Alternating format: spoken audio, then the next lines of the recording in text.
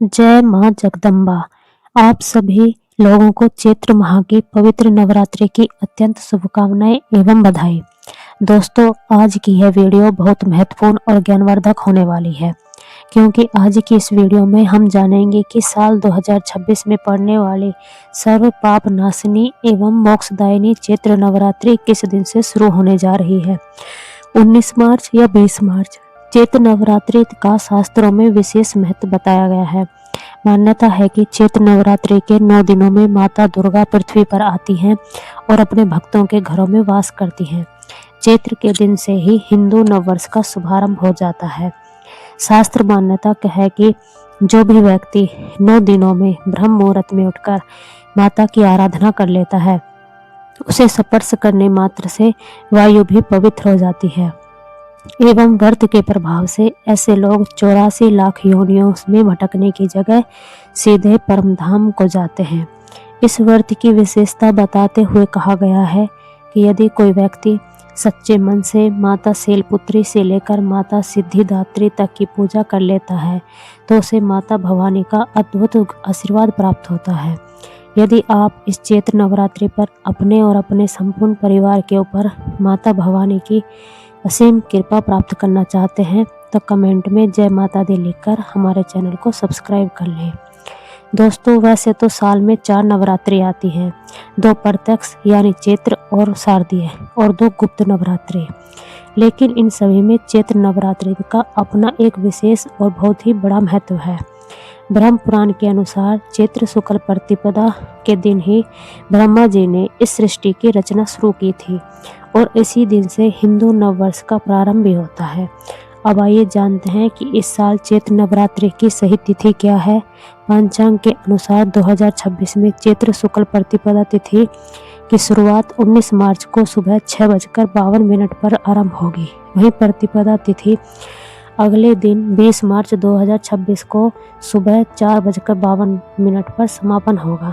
ध्यान दीजिएगा, क्योंकि 20 मार्च को सूर्योदय से पहले ही प्रतिपदा समाप्त हो रही है, इसलिए उदय तिथि के मान के अनुसार चैत्र नवरात्रि का पावन पर्व और घट स्थापना 19 मार्च दिन गुरुवार को ही हो जाएगा।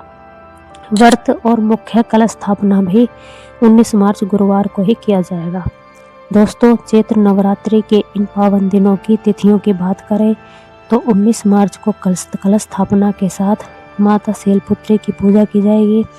इसके बाद 20 मार्च को द्वितीय तिथि पर माता ब्रह्मचारिणी की पूजा होगी। 21 मार्च को तृतीया के दिन माता चंद्रघटा की आराधना की जाएगी। 22 मार्च चतुर्थी तिथि को कुष्मांडा की पूजा की जाएगी। 23 मार्च पंचमी को माता स्कंद माता और 24 मार्च षष्ठी को माता कात्यायनी की उपासना होगी। 25 मार्च सप्तमी के दिन माता कालरात्रि की पूजा का विधान है। 26 मार्च का महाअष्टमी के दिन माता महागौरी की पूजा और कन्या पूजन किया जाएगा। 27 मार्च महानवमी के दिन माता सिद्धिदात्री की पूजा और भगवान श्री राम का जन्मोत्सव यानी रामनवमी मनाई जाएगी। इस नवरात्रि के दिन सबसे पहले आपको यही कोशिश करनी है कि आप सूर्योदय से पूर्व उठ जाएं। उठकर स्नान आदि कर्मों से निर्वृत्त होकर घर और भगवान के मंदिर को साफ करें। अब आइए जानते हैं कलश स्थापना की विधिवत पूजा विधि। पूजा स्थान को गंगा जल से शुद्ध करके वहां एक साफ लकड़ी की चौकी रखें और उस पर लाल रंग का पवित्र वस्त्र बिछाएं।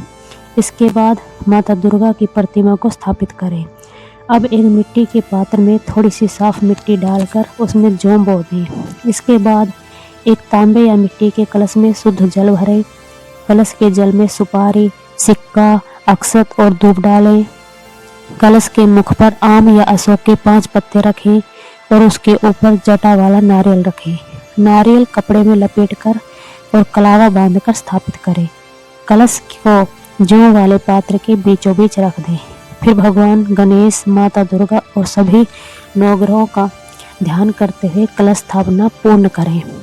माता के सामने एक अखंड घी का दीपक जलाएं और हाथ में जल, फूल या चावल लेकर 9 दिनों के व्रत का संकल्प करें। माता को लाल पुष्प, चुनरी, रोली, अक्षत और मिष्ठान का भोग अर्पित करें। इन दिनों में बुजुर्गों, कन्याओं, संतों और गौ सेवा का विशेष रूप से करनी चाहिए। नवरात्रि के दिनों मन, वचन और कर्म से शुद्ध रहना आवश्यक है। झूठ बोलना, चुगली, धोखा या किसी का अपमान करने से बचना चाहिए। यदि कोई भक्त केवल बाहरी पूजा कर रहा है लेकिन भीतर से छल से भरा हुआ है तो उसकी पूजा माता भवानी स्वीकार नहीं करती। भोजन के नियमों की बात करें तो नवरात्रि के दिनों में किसी भी मनुष्य को मांसाहार का सेवन भूलकर भी नहीं करना चाहिए। साथ ही मदिरा पान करने से भी बचना चाहिए।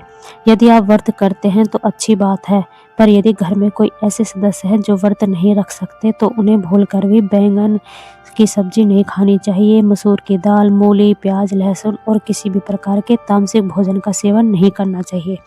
इन दिनों पूर्ण सात्विक भोजन ही करना चाहिए। माँ दुर्गा आप सभी पर अपनी कृपा बनाए रखे। जय माता दी।